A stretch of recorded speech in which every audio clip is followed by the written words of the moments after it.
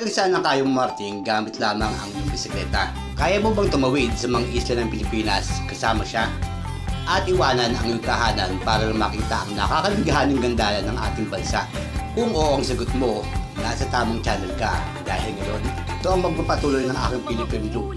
Ngayon tapos ko nang ikutin ang buong North Luzon. Dadako na ako ngayon sa South Luzon, Visayas at Mindanao. At ngayong araw, maaari niyo ba ako samahan uli para ikutin ang buong Kabikulan para makatawid sa mga probinsya ng Visayas at Mindanao. Pakisalamuha sa iba-ibang lahi, kilalanin ang kanilang tradisyon at kultura, pati na rin ang kanilang mga sinasamba at pananampalataya.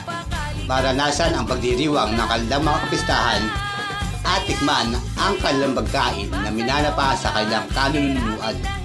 Tara, ikutin natin ang 82 probinsya ng Pilipinas na pinagdugtong-dugtong ng iisang kalsada, ang Maharlika Highway.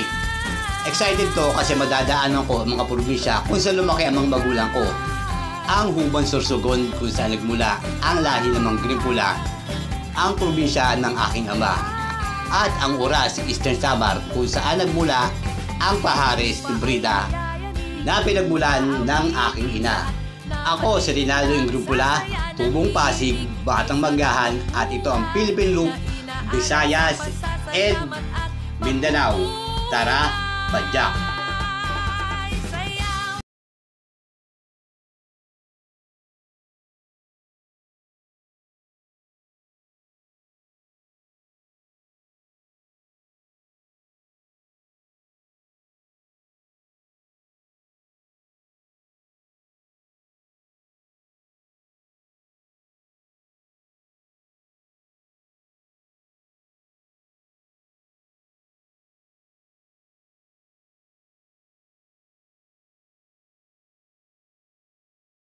Madilim-dilim pa nung umpisan ko ang ika-20 araw ko sa kalsada sa bayan ng San Jose kung saan ako nagpalipas ng magdamag.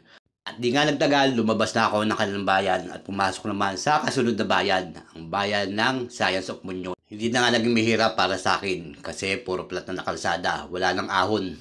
Hanggang sa madaanan ko ang Central Luzon State University, ang pinakamalaking state university sa Pilipinas. At di ko nga sukat akalain na kapag umaga, nagkakaroon pala dito ng Things that makes me happy kasi sa pag-North Loop ko, ito ang unang pagkakataon na experience ko ang pahamog. Maya-maya pa, nadaan ako ng arko ng Science of Muñoz. Tapos, dumaan din ako sa bayan ng Balok. At pumasok sa bayan ng Talavera. Nagpaikot-ikot ako sa kanilang bayan at nang magsawa na ako, bumalik na uli ako sa main road. At pumasok sa bayan ng Kamandutuan, ang dating kabisera ng probinsya ng Nueva Ecija. Paglagpas ko ng bayan ng Kamanduan, pumasok naman ako sa kabilang bayan, ang bayan ng Santa Rosa.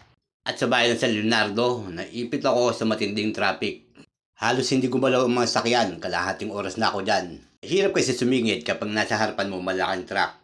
Nang maritan ko ang sentro ng Gapan, nagkaroon na ng konting pagbabago, medyo gumalaw ko ng lakatapano. Magagabi na nang makalabas ako ng Nueva Ecija.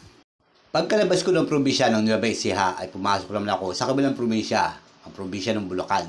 Along the way, sa gilid-gilid ng bayan ng San Miguel, makakakita kayo ng maraming nagtitinda ng chicharon. Paglabas ko ng bayan ng San Miguel, pumasok ako sa kabilang bayan, ang bayan ng San Ildefonso.